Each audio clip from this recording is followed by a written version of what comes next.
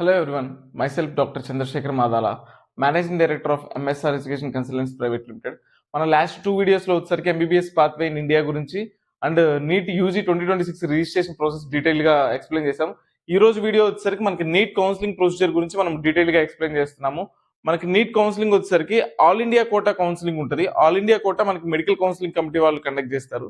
All India quota counselling లో మనకి all India quota 15% అంటే ఈచ్ అండ్ ఎవ్రీ స్టేట్ నుంచి 15% ఆఫ్ సీట్స్ తీసుకొని అవి అలాట్ చేస్తారు. నెక్స్ట్ ఎయిమ్స్, జిప్మర్, ఏఎఫ్ఎంసీలో ఉన్న 100% సీట్స్ కూడా మనకు ఆల్ ఇండియా కోటాలోనే అలాట్ చేస్తారు. ఈ ఈ all India quota counselling and ఈ కాలేజెస్ ఫీజు వచ్చేసరికి మనకి 10,000 to 11,000 రూపీస్ ఉంటుంది. అండ్ డీమ్డ్ యూనివర్సిటీస్ లో ఉన్న 100% సీట్స్ కూడా మనకు ఆల్ ఇండియా కోటాలోనే అలాట్ చేస్తారు. మనకి డీమ్డ్ యూనివర్సిటీస్ ఫీజు వచ్చేసరికి starting from 12 lakhs to 25 lakhs per annum ఉంటుంది.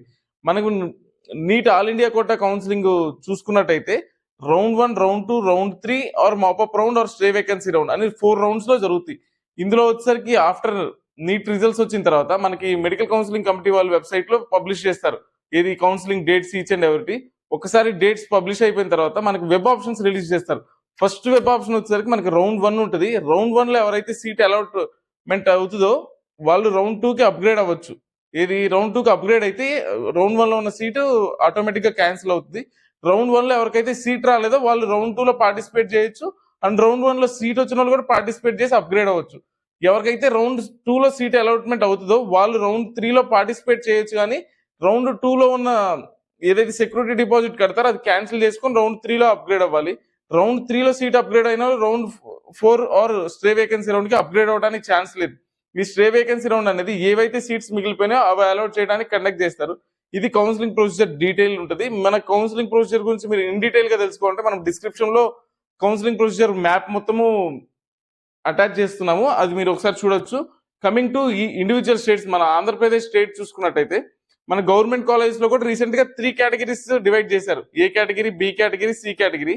ఏ కేటగిరీ ఫీజు వచ్చేసరికి మనకు 25,000 రూపీస్ ఉంటుంది per year.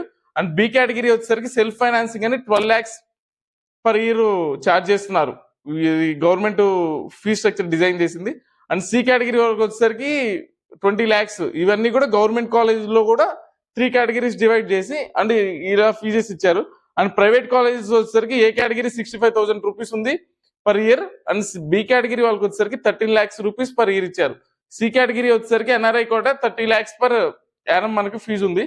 And AP counselling వచ్చేసరికి మనకి ఎన్టీఆర్ యూహెచ్ఎస్ వాళ్ళు కండక్ట్ చేస్తారు. ఇది ఎన్టీఆర్ యూహెచ్ఎస్ వెబ్సైట్ లో మీకు డీటెయిల్డ్ గా dates each and everything publish చేస్తారు.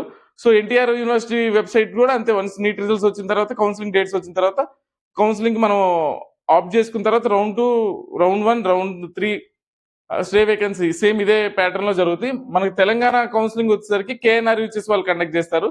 మనకి తెలంగాణలో ఫీజెస్ వచ్చేసరికి ఏ కేటగిరీ గవర్నమెంట్ లో చూసుకున్నట్టయితే 10,000 to 15,000 రూపీస్ ఫీజు ఉంది. అన్ని గవర్నమెంట్ కాలేజెస్ కూడా సేమ్ ఫీజు. అండ్ ప్రైవేట్ వచ్చేసరికి మనకి ఏ కేటగిరీ 60,000 నుంచి 1,25,000 వరకు ఉంది. మనకి బి కేటగిరీ ఫీజు వచ్చేసరికి 11.5 lakhs నుంచి 14 lakhs వరకు ఉంది. అండ్ సి కేటగిరీ వచ్చేసరికి 23 నుంచి 28 lakhs వరకు ఉంది.